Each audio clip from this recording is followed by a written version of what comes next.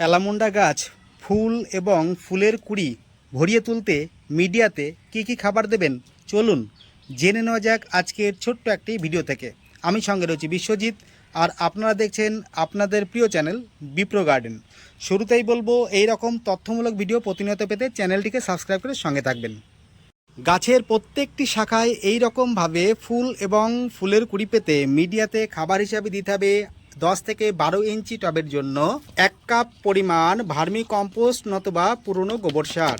তবে বর্ষাকালীন আবহাওয়ায় ভার্মি কম্পোস্ট ব্যবহার করতে পারলে সব থেকে বেশি ভালো হয়। খাবারটি জাস্ট ছড়িয়ে দেবেন, মিডিয়াতে আঘাত করার কোনো দরকার নেই বা মাটি খুঁড়ে খাবার মেশানোর কোনো প্রয়োজন নেই, এইভাবে বিছিয়ে দিলেই হবে। 8 থেকে 10 ইঞ্চি টবের জন্য হাফ চা চামচের একটু বেশি এনপিকে 10-26-26 টবের কিনারা বরাবর ছড়িয়ে দিতে হবে। বৃষ্টির জল পেলেই এই সমস্ত দানাগুলি সব গলে মাটির সঙ্গে মিশে যাবে। 2 চা চামচ পরিমাণ দেব লেদার মিল মাটি। এই লেদার মিল মাটি আপনাকে 1 মাস আগে থেকে তৈরি করে নিতে হবে। আর হাফ চা চামচ পরিমাণ দেব ম্যাগনেসিয়াম সালফেট, যেটাকে বলা হয়ে থাকে এপসাম লবণ।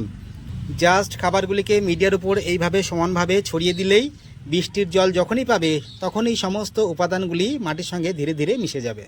বর্ষাকালীন আবহাওয়ায় 1 লিটার জলে জাস্ট 1.5 ml পরিমাণ বায়োভিটা এক্স ভালো করে মিশিয়ে নিয়ে যখন বৃষ্টি থাকবে না তখন গাছের পাতায় ভালো মতো করে স্প্রে করে দিতে হবে 10 দিন অন্তর।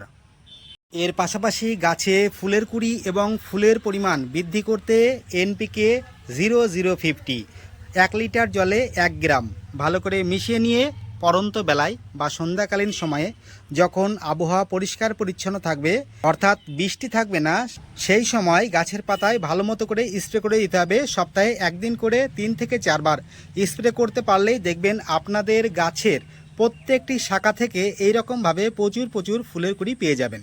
বর্ষাকালীন আবহাওয়ায় জাস্ট এইটুকু পরিচর্যা করতে পারলেই আপনাদের অ্যালামন্ডা গাছ থেকে দেখবেন আপনারা এই রকম ফুলের কুড়ি এবং ফুল পেতে থাকবেন। যাই হোক, আজকের ভিডিও এই পর্যন্তই। পরের কোনো ভিডিওতে আবার দেখা হচ্ছে। লাইক ও শেয়ার করে সঙ্গে থাকবেন। নমস্কার।